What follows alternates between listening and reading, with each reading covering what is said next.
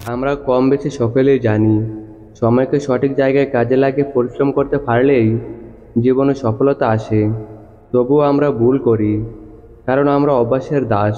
আপনি যদি জীবনে সফলতা অর্জন করতে চান, তাহলে সর্বপ্রথম আপনাকে আপনার অভ্যাসগুলোকে আপনার দাস বানাতে হবে। আর সেটা করতে হলে আপনাকে আপনার মূল্যবান সময়কে ভালো কোনো কাজে এবং আপনার লক্ষ্য পূরণের রাস্তায় ব্যয় করতে হবে। তবে আপনি আপনার অভ্যাসকে আপনার গোলাম বানাতে পারবেন।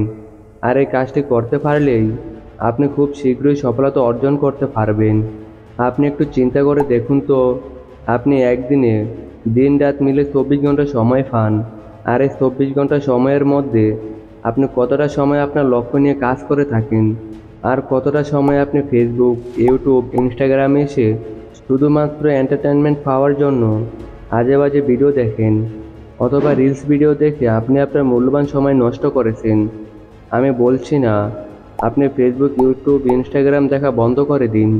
দেখুন, বর্তমানে ইউটিউবে ছোট বাচ্চাদের হাঁটা শেখানো থেকে শুরু করে কীভাবে আপনি সফলতা অর্জন করতে পারেন, সব ধরনের ভিডিও আপলোড করা হয়। আপনি আপনার লাইফে কী হতে চান, কিভাবে আপনি আপনার লক্ষ্য পূরণ করবেন, সেই টপিকের উপর ভিত্তি করে ইউটিউবে সার্চ করেন। আপনি অনেক ভালো ভালো ভিডিও পেয়ে যাবেন।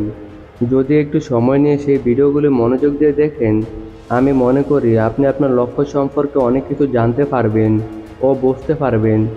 এখন সিদ্ধান্ত আপনার, কী করে আপনি আপনার মূল্যবান সময় ব্যয় করবেন।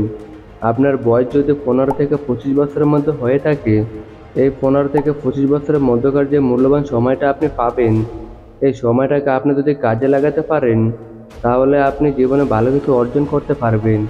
আর তা না করে আপনি যদি নাটক, সিনেমা দেখে অথবা হারাম রিলেশনশিপে জড়িয়ে আপনার মূল্যবান সময় নষ্ট করেন, তাহলে জীবনের একটা সময় এসে আপনাকে অন্য সফলতার গল্প শুনতে হবে। তখন আর কিছুই করার থাকবে না। বিখ্যাত মার্শাল আর্ট ব্রুস লি বলেছেন, আপনি যদি জীবনকে ভালোবাসেন, তাহলে সময় নষ্ট করবেন না, কারণ সময় জীবন তৈরি করে। আজকে সময় নিয়ে আপনাদের মাঝে ছোট্ট একটা গল্প শেয়ার করব। গল্পটা মনোযোগ দিয়ে শুনবেন। এক শহরের দুজন বন্ধু ছিল।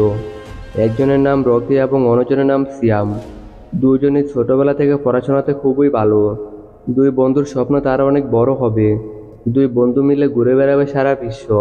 স্বপ্নগুলো নিয়ে তারা দুজন প্রায়ই আলোচনা করত, কবে যে তাদের এমন দিন আসবে যেদিন তারা সারা বিশ্ব ভ্রমণ করবে। এভাবে করে তারা দুই বন্ধু বড় হতে লাগলো। দেখতে দেখতে এসএসসি পরীক্ষা চলে আসলো। দুজনেই স্টার মার্ক সহ স্কুলে সেরা রেজাল্ট করেছে। তাদের বাবা মা অনেক খুশি।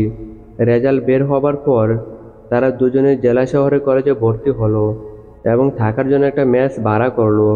এখন তারা দুজন একসাথে থাকে। সুযোগ পেলে তারা তাদের স্বপ্নগুলো নিয়ে আলোচনা করে, কবে তারা বিশ্বটাকে দেখবে, কবে আসবে সেই মহেন্দ্রক্ষণ। দুই বন্ধু খুব ভালোভাবে পড়াশোনা করতে লাগলো।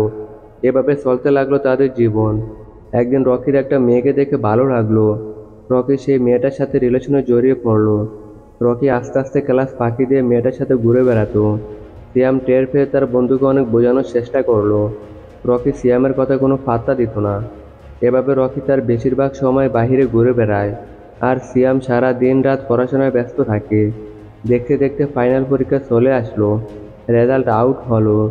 রকি কোনো মতে সেকেন্ড ডিভিশন পেল, আর সিয়াম আবারও কয়েক বিষয়ে লেটার স্টার মার্ক পেয়ে গেল। ভর্তি পরীক্ষায় রকি কোনো পাবলিক ইউনিভার্সিটিতে অ্যাপ্লাই করার সুযোগই পেল না, আর সিয়াম চান্স পেয়ে গেল ঢাকা বিশ্ববিদ্যালয়ে।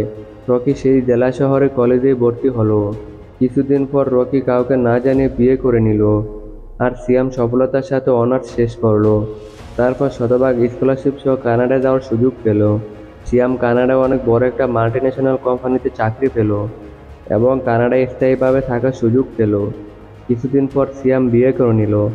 সিয়াম এখন ভালোভাবে জীবনযাপন করতে লাগলো। অন্যদিকে রকি তার পড়াশোনায় শেষ করতে পারলো না। এখন ছোটোখাটো একটা চাকরি করছে। সিয়ামের লাইফ এখন রকির কাছে স্বপ্ন, যদিও তার সুযোগ ছিল সিয়ামের মতো লাইফ কাটানোর। এই গল্প থেকে আপনার আমার জন্য শিক্ষা, সময়ের ব্যবধানে দুই বন্ধুর জীবনযাপন সম্পূর্ণভাবে আলাদা হয়ে গেল, শুধুমাত্র সময়ের মূল্য না দেওয়ার কারণে। সময়কে সঠিকভাবে ব্যবহার না করলে তার মূল্য সারা জীবন ভোগ করতে হবে, যেমন রকি এখন করেছে। তাই সময়ের মূল্য যথাযথ দিতে হবে, কারণ সময়কে মূল্য না দিলে সময়ও আপনাকে মূল্য দিবে না। প্রতিটি মুহূর্তকে সঠিকভাবে মূল্যায়ন করুন। সময় চলে গেলে সেটাকে আর কখনো ফিরে পাওয়া যায় না। সময় নষ্ট করা মানে জীবনের অংশ নষ্ট করা। আজ ভিডিওটা এই পর্যন্তই। ভালো থাকবেন সবাই। আল্লাহ হাফিজ।